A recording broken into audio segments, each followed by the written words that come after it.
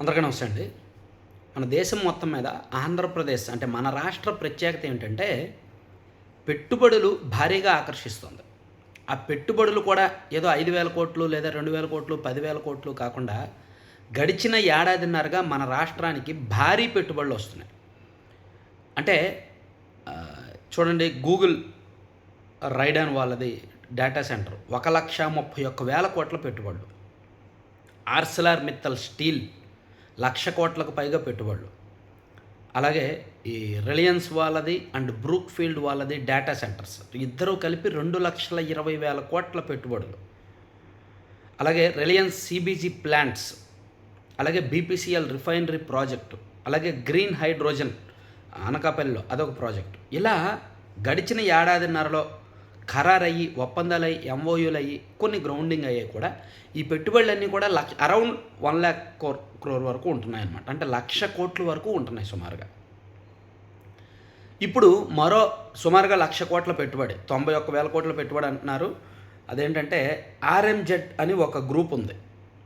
అది వాళ్ళ ప్రత్యేకత ఏంటంటే ఇన్ఫ్రాస్ట్రక్చర్ డెవలప్మెంట్. వాళ్ళకి ల్యాండ్ ఇస్తే వాళ్ళు ఐటీ పార్క్ డెవలప్ చేయడం కానీ, లేదా స్పేస్ సిటీలో డెవలప్ చేయడం కానీ, అక్కడ అవసరానికి తగ్గట్టు దానిలో ఇన్ఫ్రాస్ట్రక్చర్ డెవలప్మెంట్లో నిపుణులు అనమాట. ఆ సంస్థ ప్రపంచ ప్రఖ్యాతి చెందిన సంస్థ.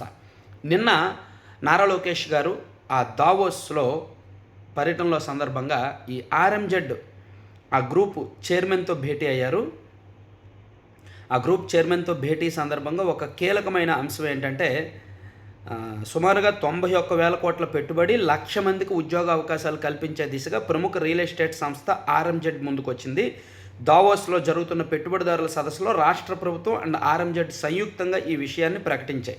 డిజిటల్ ఇన్ఫ్రా, ఇండస్ట్రియల్, లాజిస్టిక్స్ పార్కుల ఏర్పాటుకు ఆర్ఎంజెడ్ సంసిద్ధత వ్యక్తం చేసిందన్నమాట. ఇది ఒక కీలక అడుగు అనుకోవచ్చు. అంటే వీళ్ళు ఏం చేస్తారు, మరి ఇంతమందికి ఎందుకు పెట్టుబడులు పెడతారు, ఇంతమందికి ఎలా అవకాశం వస్తుంది? చాలా సింపుల్. ఇది ఒక రియల్ ఎస్టేట్ సంస్థ. సాధారణంగా మన గ్రామాల్లో కానీ మన పట్టణాల్లో కానీ ఏం చేస్తారు, రైతుల దగ్గర భూములు ఉంటాయి. ఎవరో ఒక డెవలపర్ వస్తారు, వచ్చి ఆ 10 ఎకరాలు 20 ఎకరాలు తీసుకొని దానిలో రోడ్లు వేసి, కరెంట్ సప్లై ఇచ్చి, చుట్టూ ఫెన్సింగ్ వేసి, దాన్ని డెవలప్ చేసి, ఇన్ఫ్రాస్ట్రక్చర్ డ్రైన్స్ అవి ఇవి కట్టి ఫ్లాట్లుగా విభజించి అమ్ముతారు కదా. అదే ఓన్లీ ఆ భూమిగా ఉంటే రైతు పెట్టుబడి పెట్టలేడు, అండ్ రైతు దాన్ని ఈ ఫ్లాట్లుగా మలచడానికి డబ్బులు కావాలి. ఆ డబ్బులు రైతు దగ్గర ఉండకపోవచ్చు, అందుకని దాన్ని డెవలప్మెంట్కి ఇచ్చేస్తారు. ఇక్కడ ప్రభుత్వం కూడా ఈ ఆర్ఎంజెడ్కి కొంత ప్రభుత్వ భూములు ఇస్తారనమాట. ఆ ప్రభుత్వ భూములే కావచ్చు, లేదా ఏవైనా సరే ప్రభుత్వం మధ్యవర్తిత్వం వహించి ఆర్ఎంజెడ్కి కొన్ని భూములు అప్పగిస్తే ఆర్ఎంజెడ్ ఆ భూముల్ని డెవలప్ చేసి IT and industrial and manufacturing Jones వచ్చేలాగా వాళ్ళకి తగ్గట్టు దాన్ని డెవలప్ చేసి వాళ్ళకి ఇస్తారు. వాళ్ళకి ఇచ్చి వాళ్ళ దగ్గర కొంత అమౌంట్ తీసుకుంటారు. అయితే ఇక్కడ ప్రభుత్వ పాత్ర ఏమిటి అండ్ ఈ ఆర్ఎంజెడ్ పాత్ర ఏమిటి? ప్రభుత్వం వాళ్ళకు భూమి ఏ రేటుకి ఇస్తుంది, ఆర్ఎంజెడ్ ఆ భూమిని వాళ్ళే అమ్ముకుంటారా, లేదంటే వచ్చిన దానిలో ప్రభుత్వానికి ఏమైనా వాటా ఇస్తారా? ఇదంతా ప్రస్తుతానికైతే క్లారిటీ లేదు. జస్ట్ ఒప్పందం మాత్రం, ప్రకటన మాత్రమే జరిగింది. సూచాయిగా మొదటి అడుగు మాత్రమే పడింది. సుమారుగా 1,00,000 కోట్ల పెట్టుబడులు పెడతాము అంటే వాళ్ళు ఎన్ని వేల ఎకరాలు తీసుకుని డెవలప్ చేస్తారో చూసుకోండి. విశాఖపట్నంలో కావచ్చు, రాయలసీమ ప్రాంతంలో కావచ్చు, అమరావతి ప్రాంతంలో కావచ్చు, వాళ్ళు కొంత భూమిని తీసుకొని దాన్ని డెవలప్ చేసి అక్కడ పరిశ్రమలు రావడానికి అనుగుణమైన వాతావరణం కల్పిస్తారు. ఫర్ ఎగ్జాంపుల్, ఇప్పుడు చూడండి, గూగుల్ వస్తోంది, వాళ్ళకి భూమి ఇవ్వడానికే చాలా సమస్యలు వచ్చాయి.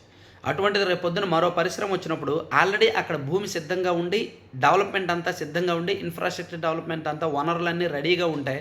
వాళ్ళు ఈజీగా కంపెనీ ఎస్టాబ్లిష్మెంట్ ఈజీ అయిపోతుంది కదా, టైం పట్టదు కదా. సో ఇప్పుడు ఆర్ఎంజెడ్ చేసేది అదే, రియల్ ఎస్టేట్ సంస్థ చేసేది అదే. అందుకే ఆ కంపెనీతో టైఅప్ అవుతుంది. అది దీనికి పూర్తిగా మనకి ఇన్ఫర్మేషన్ అయితే లేదు. నిన్న ప్రాథమిక ఒప్పందం మాత్రమే జరిగింది. దీంతోపాటు ఇంకొన్ని ఒప్పందాలు కూడా నిన్న జరిగాయి అన్నమాట. కళ్యాణదుర్గంలో స్కై ఫ్యాక్టరీ అనేది ఒకటి తీసుకురాబోతున్నారు. ఎలక్ట్రిక్ వర్టికల్ టేకాఫ్ ల్యాండింగ్ విమానాల తయారీ కేంద్రం పెట్టాలి అనేది ఒక ప్రపోజల్ రెడీ చేశారు. 500 ఎకరాల్లో సర్లా ఏవియేషన్ 1,300 కోట్ల పెట్టుబడి అండ్ 500 ఎకరాల్లో ఏర్పాటు చేయాలని ఒక సర్లా ఏవియేషన్ సంస్థ నిన్న దావోస్లో ప్రభుత్వంతో చర్చించింది.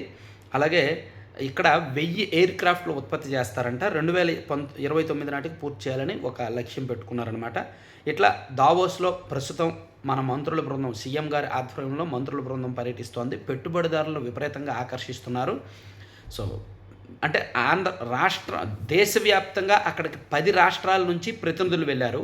అందులో ఆంధ్రప్రదేశే సెంటర్ ఆఫ్ అట్రాక్షన్గా ఉంది. ఎందుకంటే గడిచిన ఏడాదిన్నరగా రిజల్ట్ చూసుకుంటే మన రాష్ట్రానికే ఎక్కువ పెట్టుబడులు వస్తున్నాయి. ఎందుకు వస్తున్నాయి అనేది వివరిస్తూ అదనంగా కొన్ని పెట్టుబడులను ఆకర్షించేందుకు ఈ సదస్సు ప్రభుత్వానికి ఉపయోగపడుతోందన్నమాట. అందుకే ఈ పాజిటివ్ రిజల్ట్స్ కనిపిస్తున్నాయి.